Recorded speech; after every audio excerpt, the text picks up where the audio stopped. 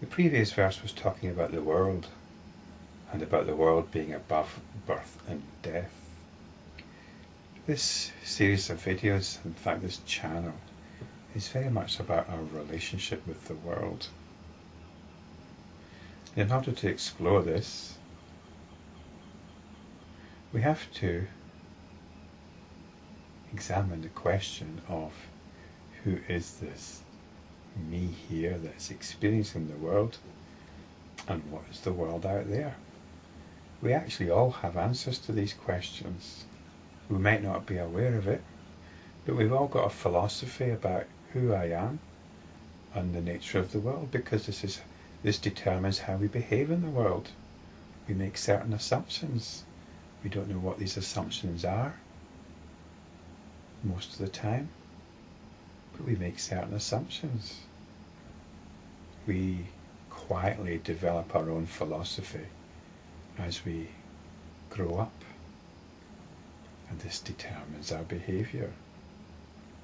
So in this series of videos on this channel, this YouTube channel, we've been exploring this. We've been exploring it through the prism of the wisdom texts. This particular wisdom text we're looking at is the Lankavatara Sutra, and it's taking us on a journey of understanding about the nature of who I am, the nature of the world, and the relationship between the two. That understanding changes. And we're now approaching quite a profound understanding of the nature of the world. So let's have a look at the next verse. It's verse 482. How is it not subject to discrimination? How is it like the sky? Of how many sorts is suchness? How manifold is the mind? How many paramitas are there?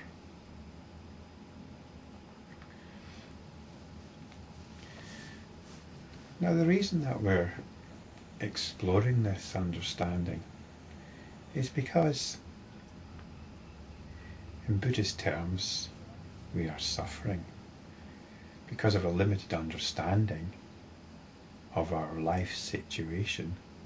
We are suffering.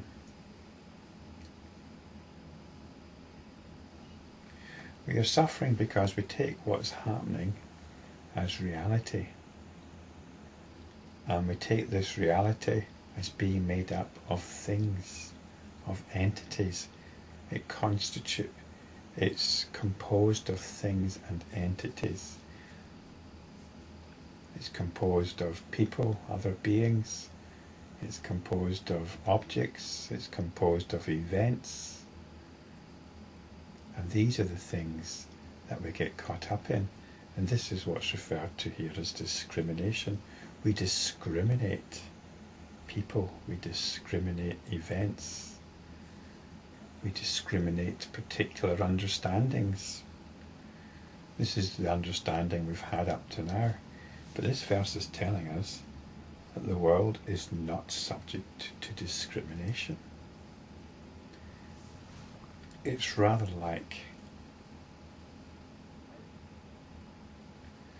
the cinema screen, which stays the same no matter what is projected onto it. The cinema screen isn't particularly torn up after a violent movie. It's the same. It's the same no matter what type of movie is projected onto it. So that cinema screen has got nothing to do with the sort of movie that is projected onto it. What is being projected onto it is our own discriminating processes. So the next question here is, how is it like the sky? We could interpret this question as, how is it like the movie screen? But let's have a look at the sky, because the sky is open, it's big, and I think in this context it means it's uniform. We're thinking of a clear blue sky, it's uniform. So we discriminate all these apparent differences going on, but the sky itself is uniform.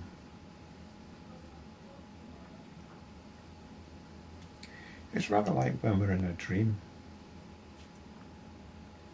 There's so many things going on in a dream, huge number of things. There's so many feelings going on, so many emotions being felt. And yet afterwards we just think of it as a dream. We don't think of it as a sequence of events. We don't think of it as an interaction with people.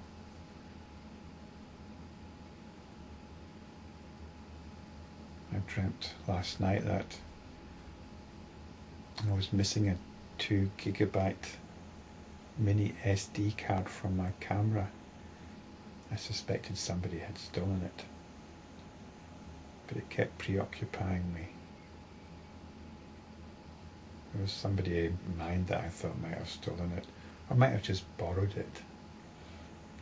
But I kept looking for it, thinking I might have put it somewhere else. But there was no camera involved. There was nobody else involved. This was simply a dream, something without any intrinsic substance. So what's the point of this?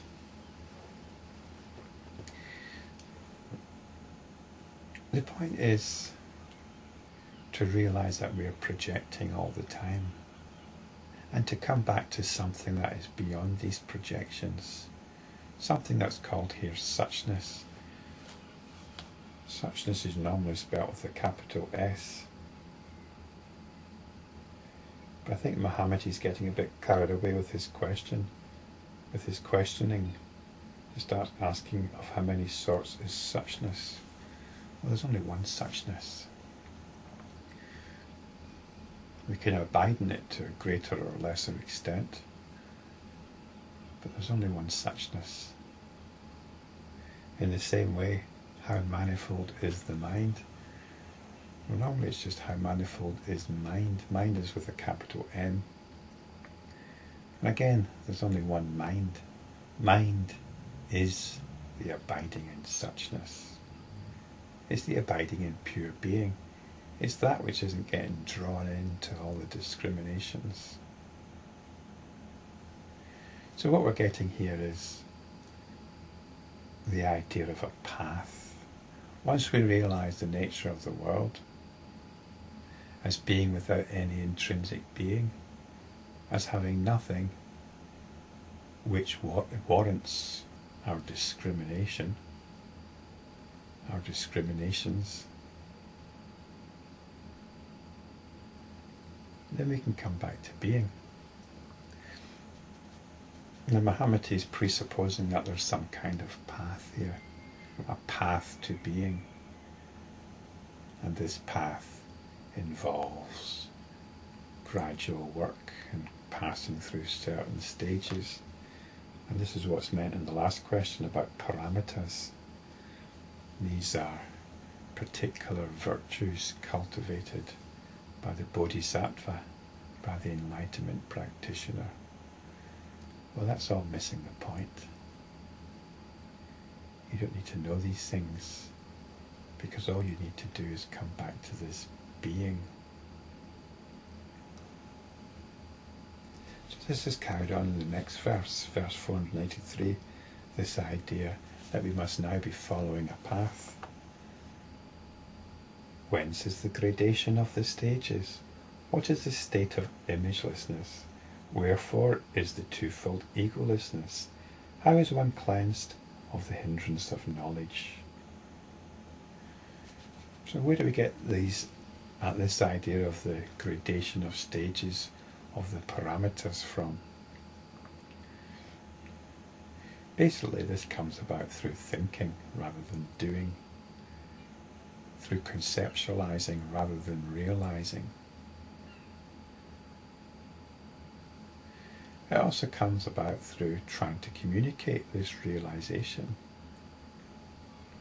We must be quite clear that in these videos, that in these texts, it's not about communicating knowledge. It's not about communicating understanding. It's about being pointed to our own sense of being. So if you're trying to get your head around this, you're trying to pin down all these concepts, then you're going about it the wrong way. Because it's all about who you are, or what you are. What is it that is hearing this? It's all about this. So the state of imagelessness, this has been covered in the past. Video 18 was entitled Imagelessness. What it means is not getting caught up in discriminations, not getting caught up in ideas, not getting caught up in notions of things out there that are somehow going to provide us with some kind of satisfaction. Wherefore is the twofold egolessness. And the twofold egolessness is about this relationship. Twofold egolessness is about the insubstantiality of this world out there, and the fact that there's nobody here to experience it. There's only experiencing going on. Only experiencing, but there's nothing to experience, and there's nobody experiencing it. This is what's apparent from abiding in suchness, abiding in mind, pure being. And how is one cleansed of the hindrance of knowledge? It's quite strange to talk about knowledge as a hindrance. We're brought up in our education system about how important knowledge is. We need to get the facts. We need to get an understanding. It might be a scientific understanding, it might be a religious understanding, but there's always more information, more knowledge we can acquire. And this is a hindrance because we feel ignorant. We feel that we don't know. So we have to put the attention out and find things, get this information. So it's a hindrance. It's a hindrance which is stoked up by cultural factors. How much stuff do we really need to know? And really we should only know or find out those things which we enjoy finding out about. It's fun to find out. But there is no moral imperative to find out. We are complete in ourselves. There is no extra information out there that's going to satisfy us. So how is one cleansed of this? Well, one is cleansed of it by observing it. Observing this need to acquire more information, more knowledge, more understanding. And one is quite cleansed of it by appreciating the fullness in yourself.